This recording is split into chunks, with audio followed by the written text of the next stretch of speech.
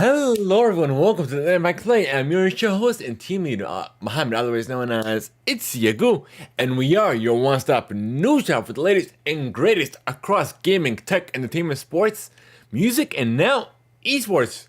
Plus, we're also amplifying voices from those respective fields and having their research told here on Theimpactplay. You could join us live over at twitch.tv/Theimpactplay or even youtube.com/Theimpactplay, where we are simultaneously casting to both platforms. But nonetheless, no matter however you consume your content, wherever you consume it, we are there. Your support keeps the lights running and keeps the content coming. You can support us over at anchor.fm/Theimpactplay, where tier 2 supporters and above have access to exclusive content, including the post show, getting the show ad free, and so much more.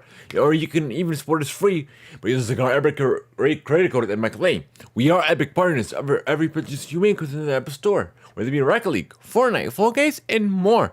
No matter what you play or how you play, even if it's a free-to-play title, when we use that credit code, we do get a little bit of a kickback that helps support us in a brand new way and no extra cost to you.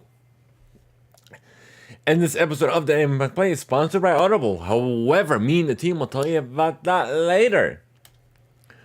But nonetheless, this is episode 264, the last and final episode of 2022 of the year. And on the agenda, we have the Games for Change Festival celebrating 20 years, the latest updates regarding Microsoft Activision Blizzard acquisition, High on Life is Xbox's biggest title of the year, the Fortnite settlement, Twitter's confusing roadmap, the USPS is going all electric, Riverdale's new arrivals, a Terminator reboot inbound,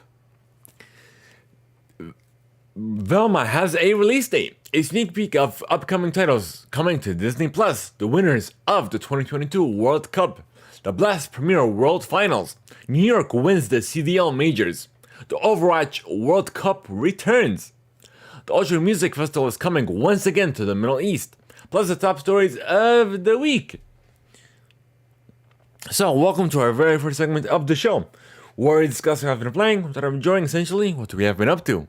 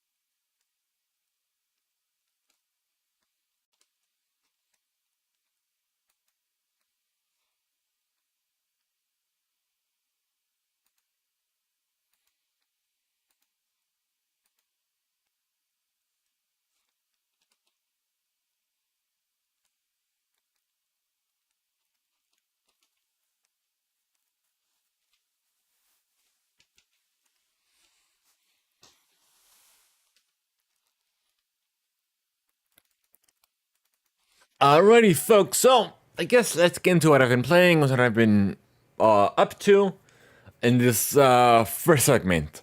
But nonetheless, I've been playing Brawlhalla and Brawlhalla Days as well, and also I also posted a clip over on my own personal social media pages, so Instagram, YouTube, and even on my TikTok as well. So it's Yagu, ITSYGOOH, and essentially I did play a couple matches, and after losing the first couple, I was finally able to turn things around and win my first match, which is a snowball fight.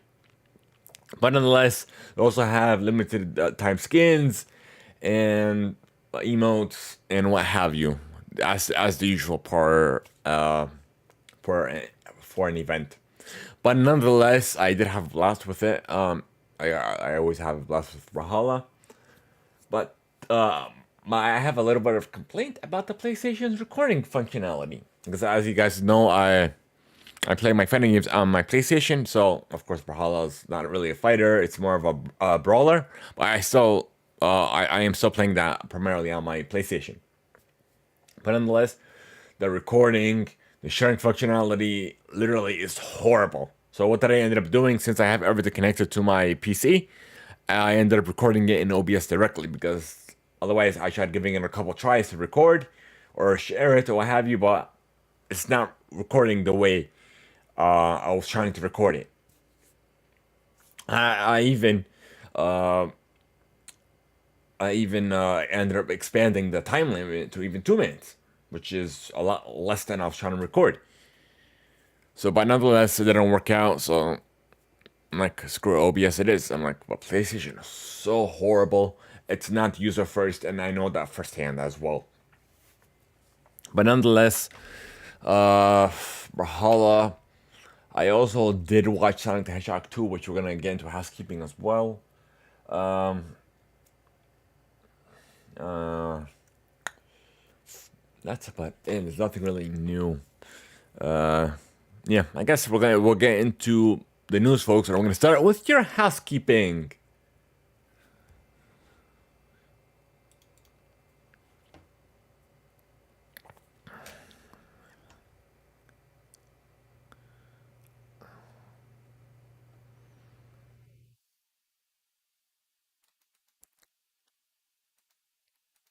You could sign up for your free 30-day trial and immediately get access to 1 credit. And when you have Amazon Prime, you get access to 2 credits, and it's good for any premium title. Simply go to audibletrial.com/Theimpactplay. Once again, the URL is audibletrial.com/Theimpactplay. Thank you to Audible. Thank you to Audible for sponsoring this episode of Theimpactplay.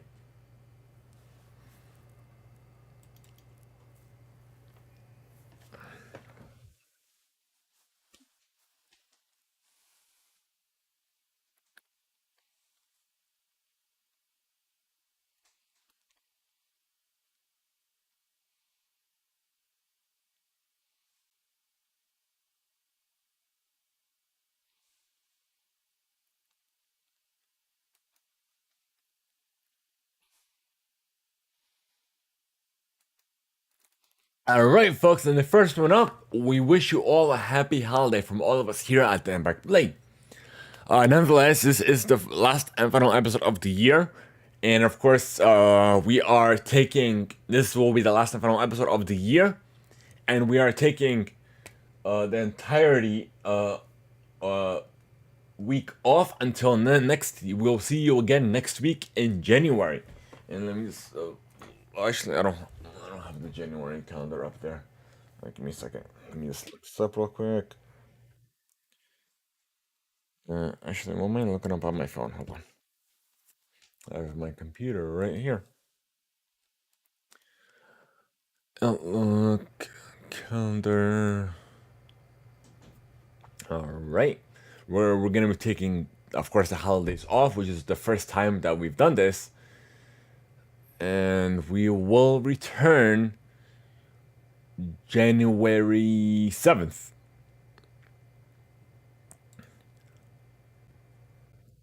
So I hope you guys have an amazing holiday season. Have a happy new year, and I guess let's get into the rest of the housekeeping for you folks. What we have in housekeeping. All right, so of course we are doing a fundraiser for the amazing our local Children's Hospital, Children's Healthcare of Atlanta, which is made possible by Extra which is a program of Children's Medical Network hospitals, and you can make a difference in a child's life as little as $1. So you can make it either anonymously or you could put your gamer tag or something respectful for us to read live on the show. So you could also make this on or offline as well. And if you do make it offline, we will read your donation on our next episode.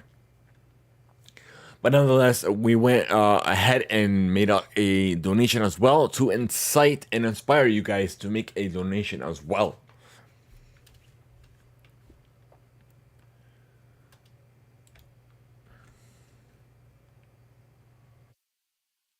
Alrighty, so that's about it.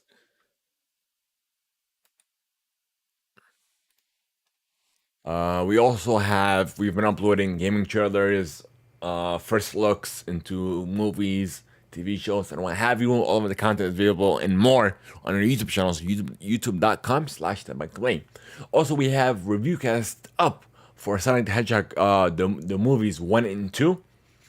That is all up together in the same review cast. And also we have Encanto, Street Fighter 6, the closed beta as well, and also Sonic Prime, the first season, and more. Alrighty, so that's it for housekeeping. I guess we'll get into the news, folks. So I'm going to start with your gaming play.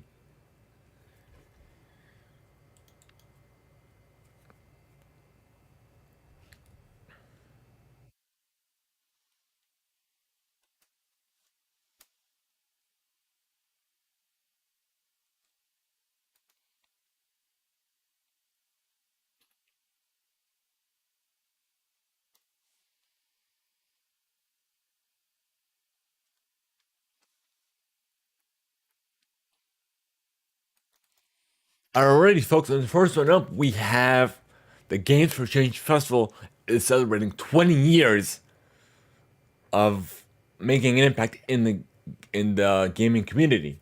So it is returning July 18th through the 20th next year at the Times Center in New York City. So you can listen to perspectives on the current state of the industry, or perspectives on what we learned from past failures and wins, and predictions for the global future of games and mixed reality in education, health and wellness, civic engagement, environmental sustainability, and much, much more. And of course, we'll get the deets and more here on Theimpactplay. So next up, we have an update for you on the Microsoft acquisition of Activision Blizzard, and we have an update for you coming over from GameStreet.biz. So Microsoft filed a response to the U.S. Federal Trade Commission's antitrust complaint over its proposed acquisition of Activision Blizzard, as originally reported by CNBC. The 37 response covers numerous arguments Microsoft has already made in public or to other regulators, stating a lack of an incentive to make Call of Duty exclusive, a desire to grow its minimal footprint in the mobile gaming space, and painting Sony's protestations as those of a dominant market leader looking to hinder disruptive innovations that could benefit consumers. Quote unquote, Sony may prefer to protect the revenues it gets from more expensive individual game sales, but the antitrust laws do not serve to insulate the dominant market player and its favored business module from competition, Microsoft said. However, it also took the issue with the FCC itself, quote unquote.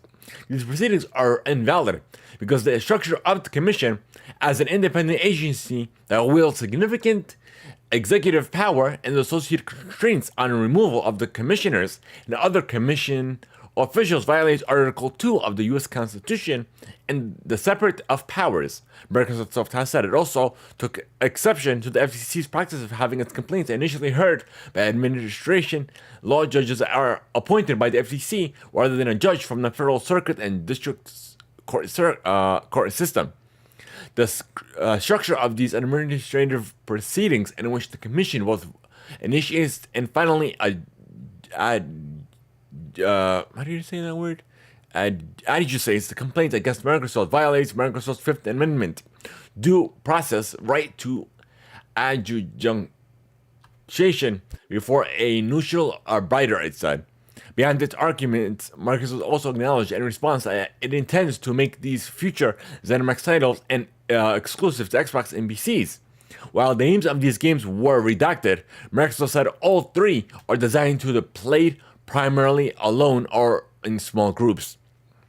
In contrast, at the Call of Duty saying the Activision shooter was more analogous to ZeniMax games, it has continued to support on multiple platforms like Fallout 76 or even Elder Scrolls Online, because these games are designed to be played together by broad communities of gamers on different platforms. So I guess we'll go ahead and put Let me adjust the brightness real quick. Give me a second before I give you my response to this, my hot takes. Yeah, I gotta adjust it. Settings, brightness. Let's lower it down.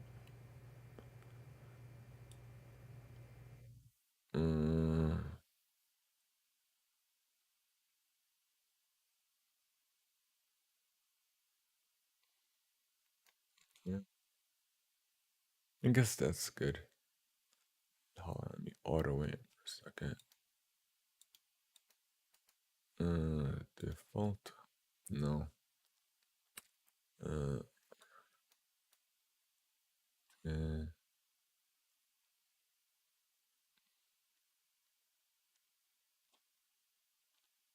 all right, perfect. Apply. Camera control. Oh, I found it. That's what exactly what I wanted. Exposure. Okay. I knew it was something like that. Okay, found it. So this, I think it's -2 that I left it at. Okay. Can't do it that way.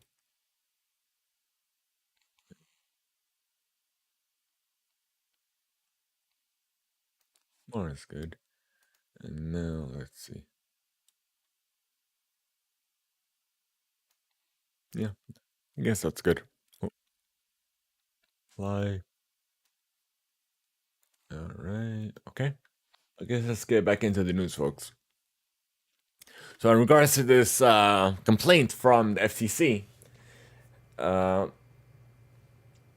if it's thinking that this acquisition is anti-competitive, should take a further look in the mirror, and that mirror being Sony and PlayStation, since they are known for having exclusives for years, and not just that.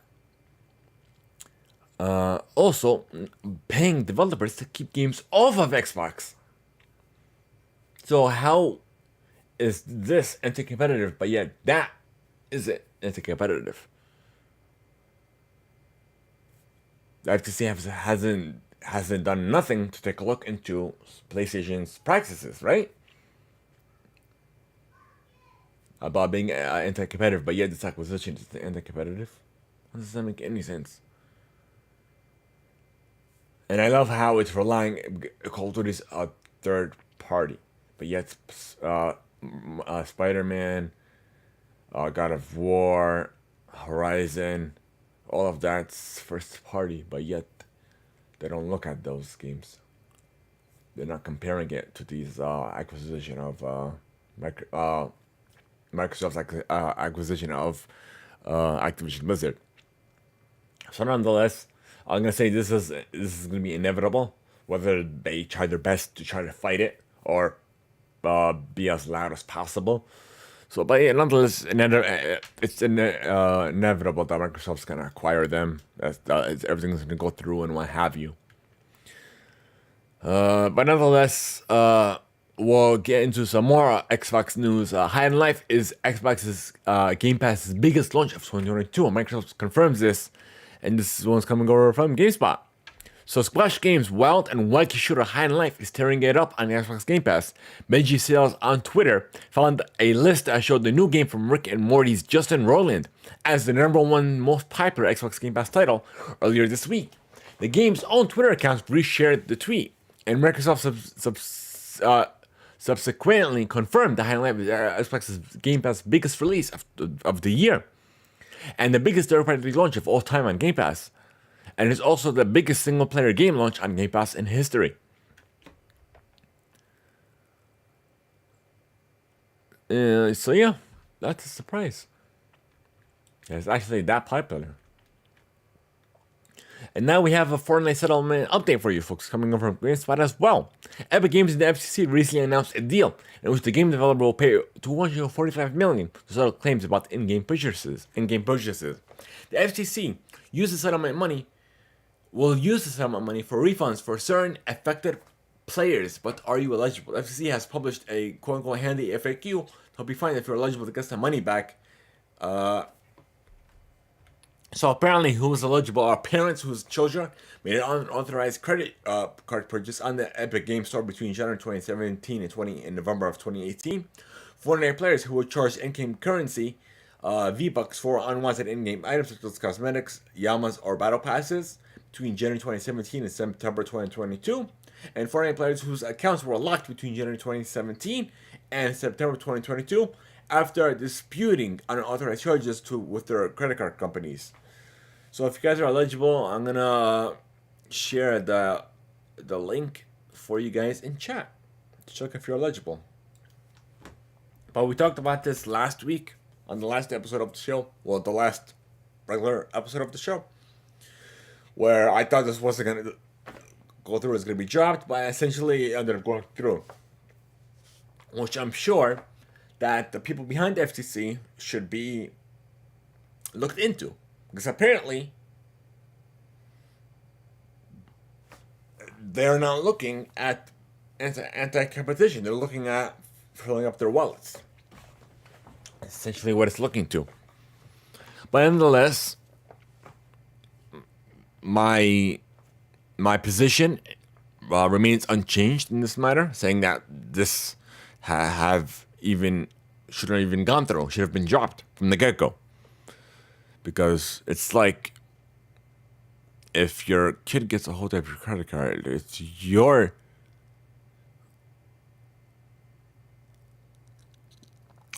your position as parents to quote unquote parent your kids, to watch your kids watch your credit cards and what have you. Why should it be their responsibility if it's yours? And then again, credit card companies, even banks, give you the opportunity to dispute charges that were unauthorized if it wasn't you. But then again, Fortnite players who are charged in-game currency or unwanted in-game items, how is anything unwanted if you went ahead and purchased it? This goes with anything. If you went and purchased a sneaker, if the company does want to give you a refund, that's on you, because you went ahead and purchased it.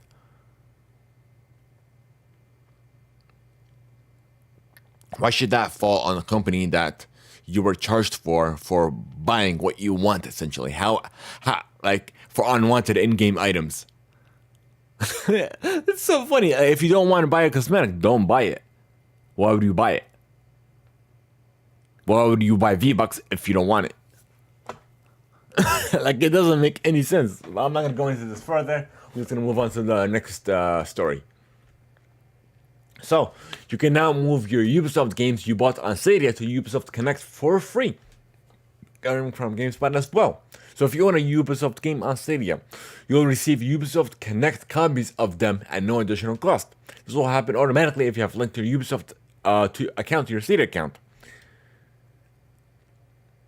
And it is important to note that in-game currency will not transfer to Ubisoft Connect, but any items you purchase will, if the game in question has cross-progression. And of course, there's an FAQ from Ubisoft for more details, and we'll link that for you in chat now as well. Alrighty, so moving on.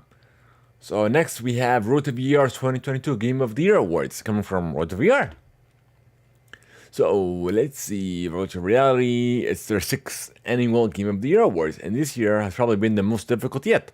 As more studios and players become involved in VR, it's inevitable, creating a level of expertise and vibrancy in the medium we've never seen before. To boot, we've felt it's time to highlight a new era outside our usual set of platform-specific awards and the developer accolades ongoing development. It's a love letter to the studio who keep on giving well past the games that it might have otherwise made sense to move on to another project. But without further ado, here are the awards. So the 2022 PSVR Game of the Year went to The Last Clock winner by Pontoko.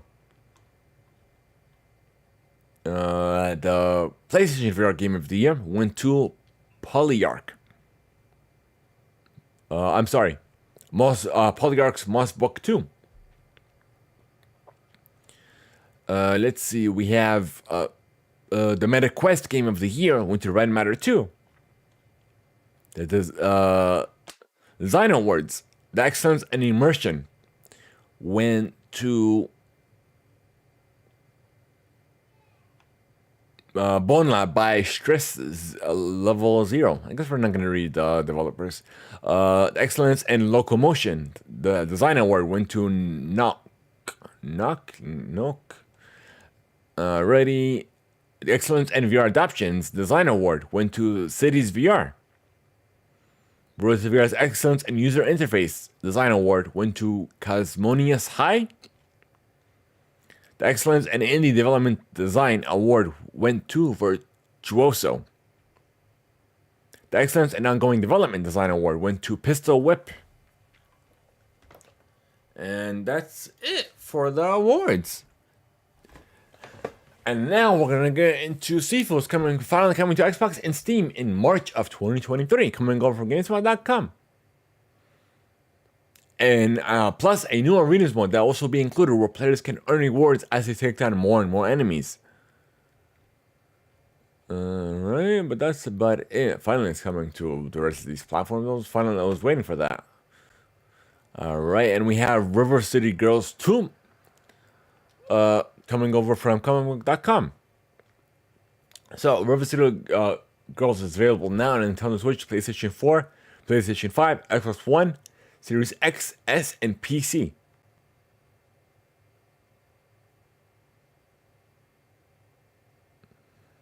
And apparently we are getting a third game as well. Let's see.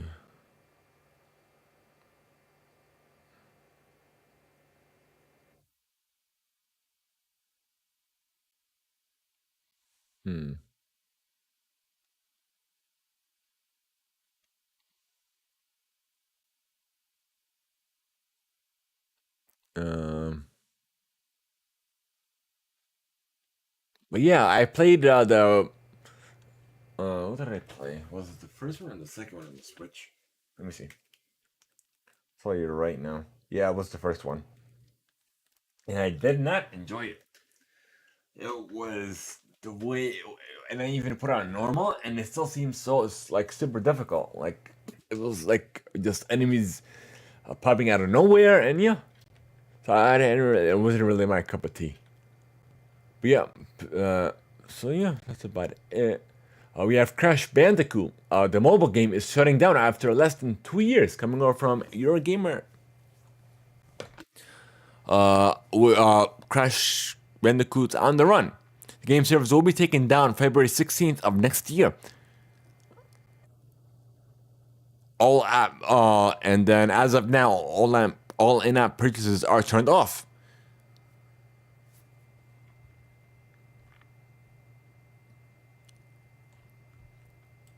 Alright, so thank you, Eurogamer, for that. It looks like we're done with gaming now. We're gonna move on to tech.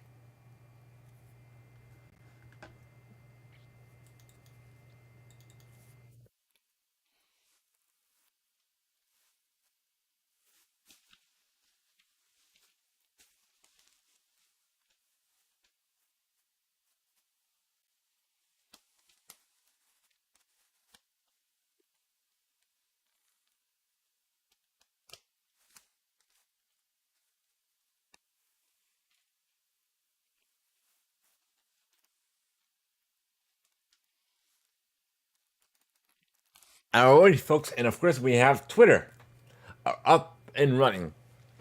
So Twitter's confusing roadmap, what do I mean by that? I mean by Twitter, they don't know which way they're going, and they pretty much don't know how to function when Elon Musk took over as president and CEO of the company when he bought them out. So essentially, I'll get into the gist of it. I don't even need to read this article coming over from IGN. I already know. I'm pretty much all caught up with it. Essentially, Twitter originally put up a updated terms of service where if you forward any links to any site outside of Twitter, your account could get banned. Of course, they reverted that policy in no time at all. Of course, and apparently he's saying that he'll step down as CEO, but not anytime soon. So it's like we don't know which way Twitter is gonna go ever since Elon Musk took over, and we have no idea. But yet everybody, the funny thing is, what's the app called? I think I deleted it. Let me see. Hive. Hive. Everybody flocked to Hive, and then there was another platform. I forgot what it was called. It was Mastar, something like that. Correct me if I'm wrong. But it was hilarious. People were flying to all alternate alternatives, and what happened to one of them, which being Hive, it was shut down for a couple of days, and apparently it's back up and running. I'm like, why would I join a site and then it just shuts down? So I'm like, you know what? That's what I did. I didn't leave Twitter. I was joining this another alternative to see where it went, and next thing you know, I can't access the site. I can't access the app. I can't post anything. Can't do anything. I'm like, so I just pretty much quit it. I'm like, what's the point of this? There's really no purpose of it. So I'm like, come on, what the heck? But yeah, nonetheless, that's it for you on the Twitter updates. We have some tech updates for you now.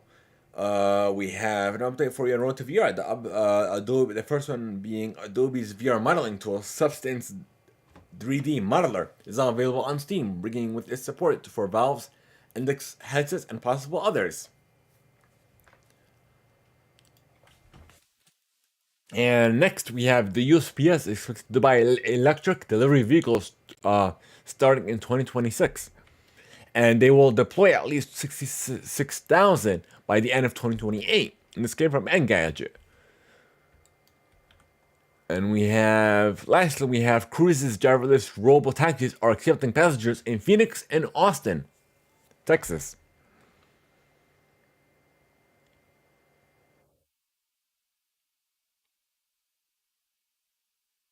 And we are entering the golden years of AV expansion. So thank you, The Verge, for that. So I guess that's it for tech. Now move on to entertainment.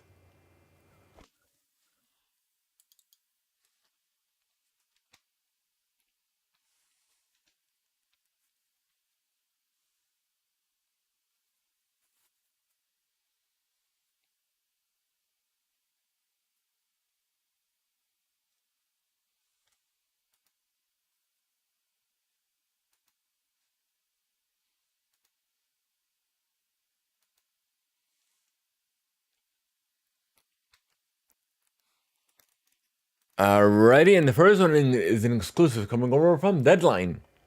The CW has expanded the cast of Riverdale for the upcoming 7th and final season. Nicholas Barras,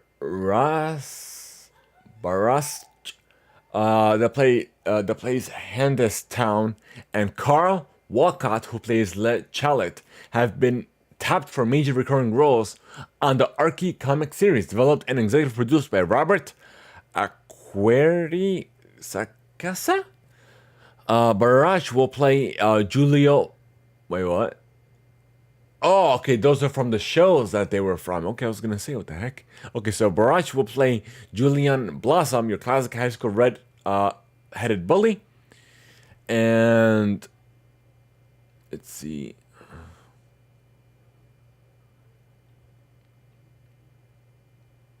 So that's about it. So does it say when I'm returning season 7 or no? No, it doesn't say. Alrighty, so moving on. So we have an update for you on Avatar: The Way of Water, the box office update. So, of course, this was coming from Deadline as well. So it has been Minions: The Rise of Gru for the second best Monday of the year with 16.2 million. Rise of Gru had 16, and let's see.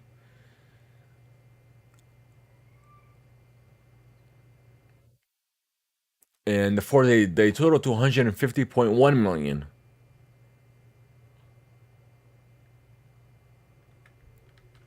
All right. Nextly, we have James Cameroon says that we may be getting a Terminator reboot, and it's currently in discussion coming from IGN. During an appearance on the Smart Less podcast, Cameron discussed all things invented reality and artificial intelligence, which quickly got him on the topic of Terminator. He admitted that he had been toying with the idea of relaunching the franchise, but nothing has been decided yet, even though he already knows the direction he would take it. So that's all we have for you folks. So it looks like we're getting a reboot finally. And we have a date on Velma, the Scooby-Doo origin story. Let's see, coming from IGN. It will be coming January 12th next year on HBO Max. It is apparently a mature series for Velma leading the role. The voice cast includes Glenn Howerton, Constance Wu, and Sam Richardson. All right, and not lastly, but this news was coming from IGN.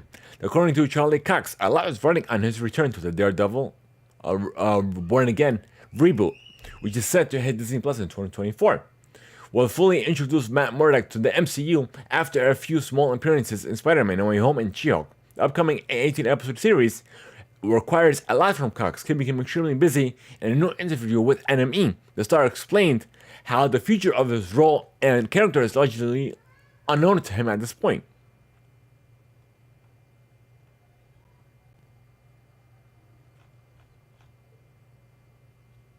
So hopefully it'll actually be a lot better than its original debut on Netflix. And nextly, we have a couple sneak peeks for you.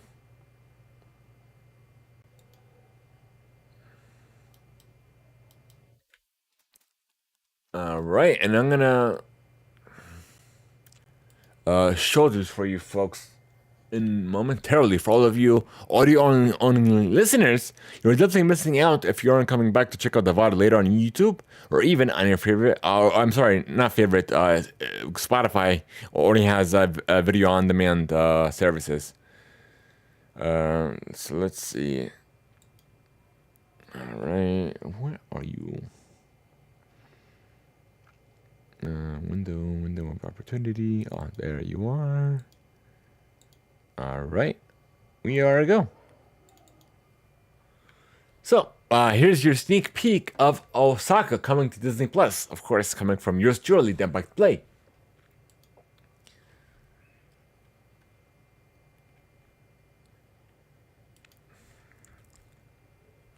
And nextly, we have season 2 of Loki as well. Coming from yours truly. Of course, you could tell it's us from the verified blue check mark on our profile on Twitter.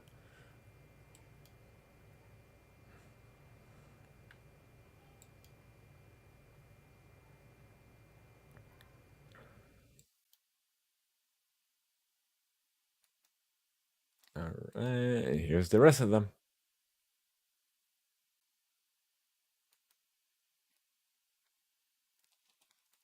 And last but not least, we have a sneak peek of Marvel Studios' Secret Invasion as well.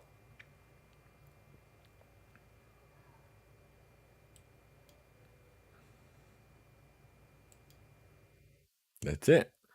The final 3. So that's all we have for you folks on those sneak previews. So you can follow us on Twitter and Instagram as well.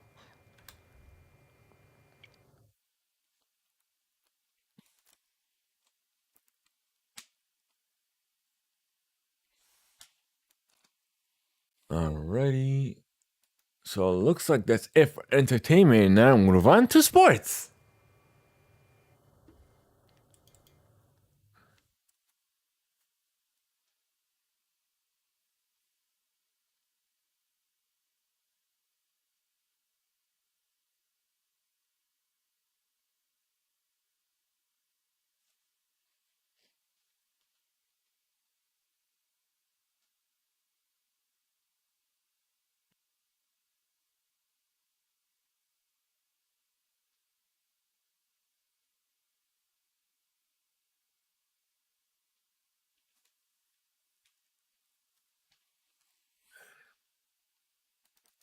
Alrighty, folks, and first I know we have the FIFA World Cup. So it's like I kind of hinted, or should I say, predicted that Argent. Well, my first prediction ended up changing on the last episode of the show. So initially, I assumed France would win, and then as I thought about it more, I assumed I said Argentina would win, but not, but it would be a tie, and then Argentina would win by way of penalties, and it ended up happening. So, the score was tied 3-3, and then the penalty shootouts. Of course, Argentina won, got four, and France got two. So of course, Argentina ended up winning the World Cup, the FIFA World Cup Qatar of 2022. So they can Google for that.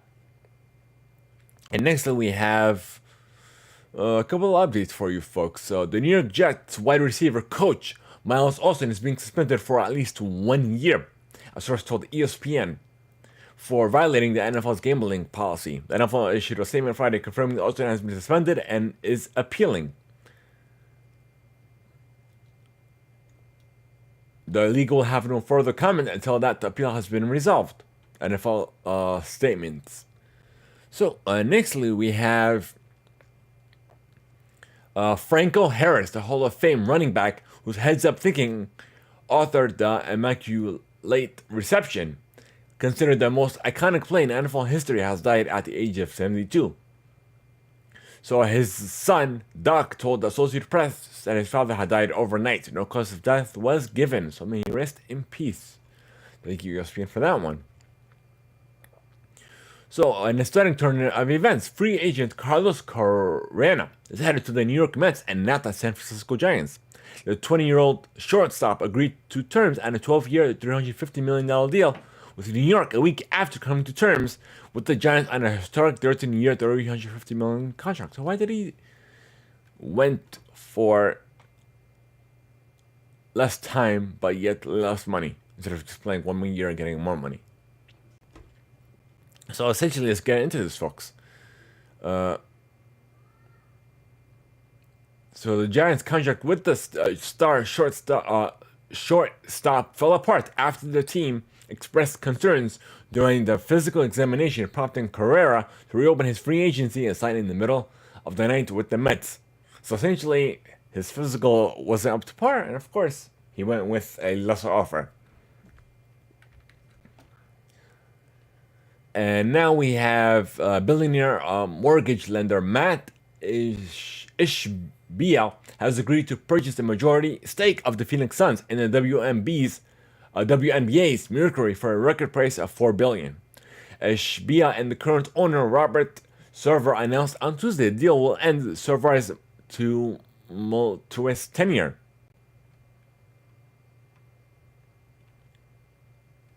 Alrighty, thank you, ESPN, for that.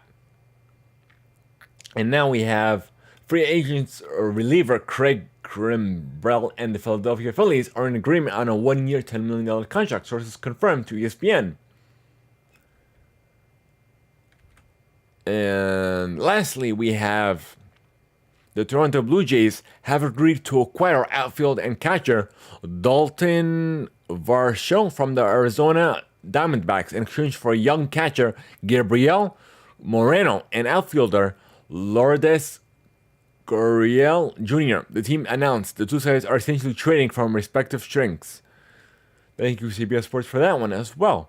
So I guess we're done with sports, folks. Now we'll move on to your new segment, esports, after this.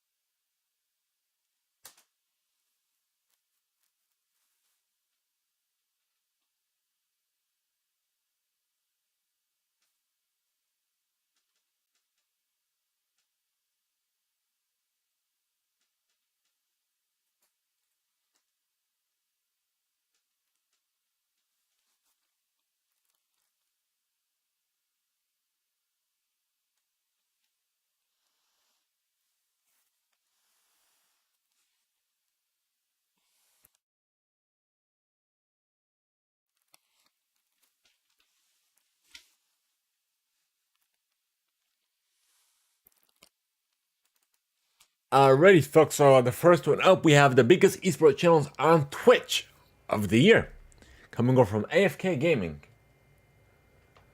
League of Legends and CS:GO dominated in terms of viewership, and Twitch streamer Gauls had more total viewership than any single channel run by publishers or tournament organizers.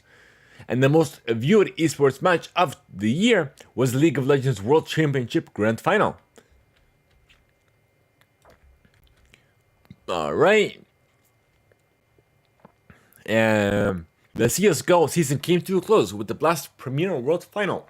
The event was held in Abu Dhabi as part of a 3-year agreement between Blast and AD Gaming, an initiative funded by the local government to help create an esports and gaming ecosystem in their region.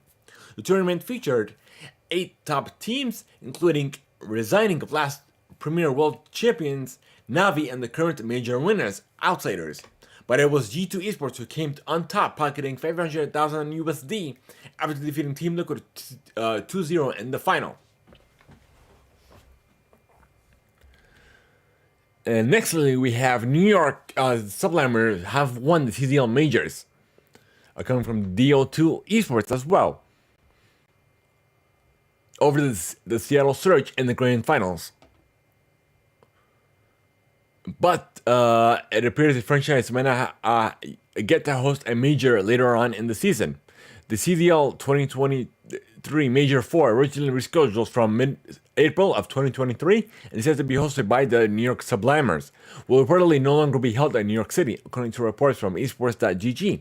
The original plan for Major 4 was to return to King's Theater, the venue for the first major of the year during the previous season. At that major, the Sublimers went on an upper bracket run through Minnesota, Florida, and the LA Thieves that delighted the home crowd before a grand finals defeat at the hands of the Thieves. The primary reason for that move is apparently the size of the King's Theater, which may be too small to host a CDL Challengers Open. So, some good and bad news. And we have some more Call of Duty news for you folks. The Royal Air Force have won the Code Bowl 3, the Call of Duty Endowment Ball, presented by the USAA. So the Royal Air Force won the 3rd annual Call of Duty Endowment, taking down defending champion Space Force Gaming in a comeback fashion. And it marks the first United Kingdom Code Bowl victory. And we have the Overwatch World Cup will be returning. The tournament will be returning next year, coming from Dexerto.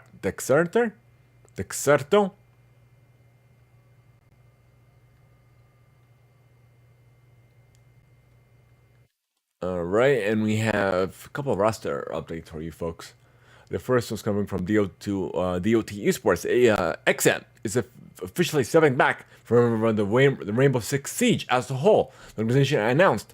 But the organization is in the midst of preparing for 2023 with potentially a new Rocket League team and its freshly signed Apex Legends roster and 3 new esports teams.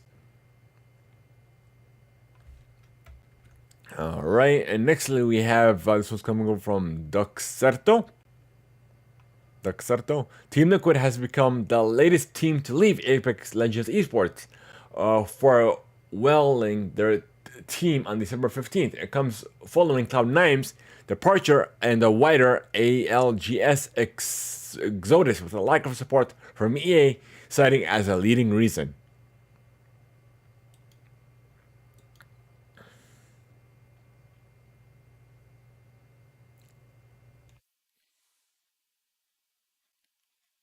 So first it was Cloud9, and now it seems that Team Liquid is following suit. Alright, so next was coming over from AFK Gaming. Virtuous Pro has announced Virtuous Pro has announced that they have recruited former Team Empire Hope carry player Alexander Kurlatov as its newest player, and he will replace Kamil Demuro following the player's ban from future Valve events. Alright. And nextly we have G2 has confirmed its 2023 LEC roster with new and returning faces. Coming over from DOT Esports.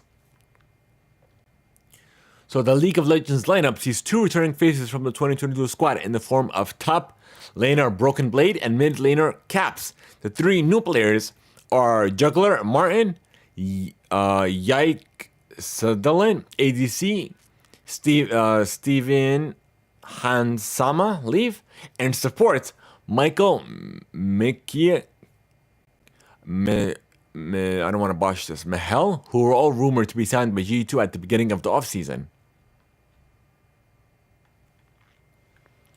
All right, and let's see what do we got here. So a little more than, this one's coming from DO2 Esports. A little more than 2 years after esports giant Cloud9 signed League of Legends Pro, Christian Owl dominates Rivera as a streamer and content creator. His tenure has come to an end. The organization confirms his departure on Wednesday, December 22nd. So he's planning to put out a video explaining why. What is his reason for leaving? Let's see if he put one up.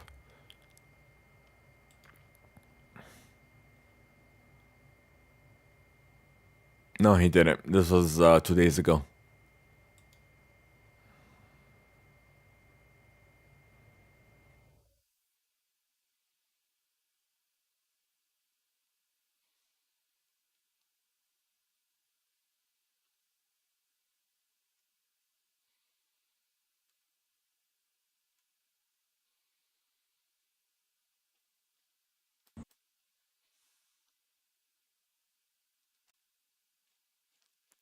Alrighty.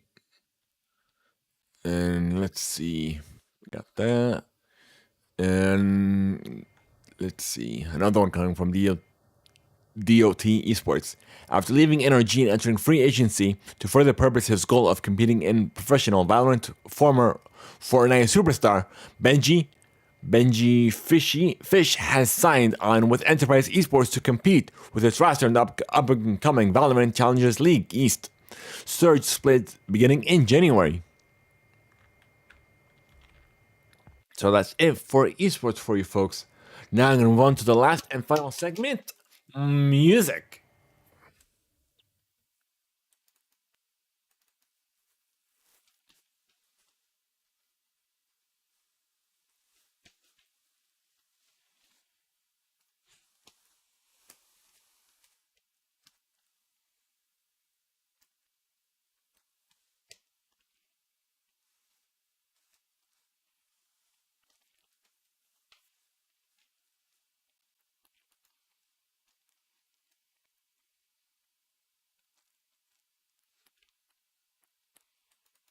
And the first one up is the Ultra Music Festival is returning to host its debut Middle Eastern event in 2023. Coming over from Billboard. Start from March 4th to the 5th in Abu Dhabi. For the first time in its 20-year history, Ultra Music Festival is heading to the Middle East. The global known electronic music fest announced that it will be touching down to the United Arab Emirates capital of Abu Dhabi on March 4th to the 5th. The event will host two stages, a big room focused main stage and a house-centric resistance stage with a lineup to be released in the coming months. Why did I read initially that I was going to make its return? That was weird.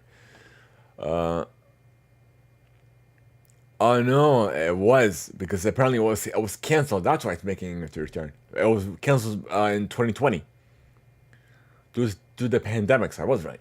The event will happen in Abu Dhabi's Yas Island, a leisure and tourist destination that also annually hosts the Formula One Abu Dhabi Grand Prix. So I'm curious to see how it's gonna debut, how it's gonna differ in the Middle East. I'm curious. So that's Miami. So apparently, The one in Miami is returning on March 24th to 26th with a lineup that includes Swedish House Mafia, Armin van Boran, Carl Cox, Claude Von Stroke, Closey, Eric Prydz, Grimes, and more. And a double appearance by Deadmau 5. Alright, so that's it on that front.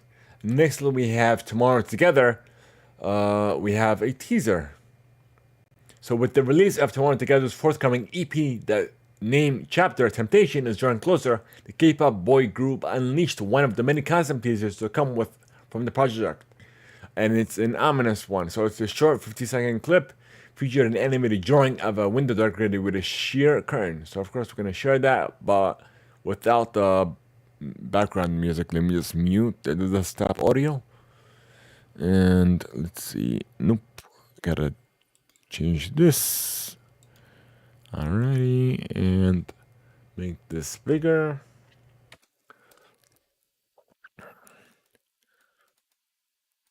Alright. And okay, hold on. We're gonna make this HD. Alright. And play. There's a little teaser for you folks.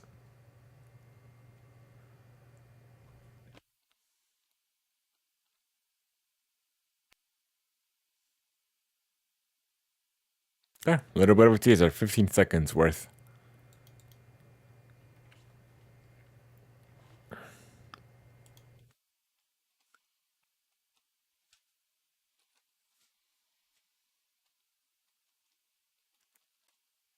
And the next one coming up is from iHeart.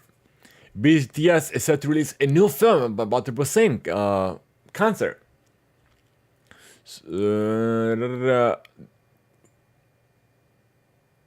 So chronically the highly anticipated performance next year. The BTS yet to come in cinemas is set to hit theaters around the globe on February 1st, 2023. So for all the BTS fans, stay tuned. And we have Pentanucks blew the metaverse away with a stunning Kappa performance exclusively performed in iHeartland and Fortnite and then Roblox on Friday, December earlier today. The festival event comes at the heels of the 5-member pop group debuted their 12-track Holidays Around the Globe album, including Christmas classics and more. And collaborations with Meghan Trainor and the King Singers, and amongst others. And lastly, we have the Billboard's top 5 out of their Hot 100 chart. So Mariah Carey's All I Want for Christmas is at number 1. Brenda Lee's Rockin' Around the Christmas Tree is at number 2. SZA's Kill Bill is at number 3. Jingle Bell Rock by Bobby Helms is at number 4. And at number 5, we have Burl Ives, A Holly Jolly Christmas. So it looks like that's all we have for you folks. You guys interested in sending us reading mail? Here's how you can contact us.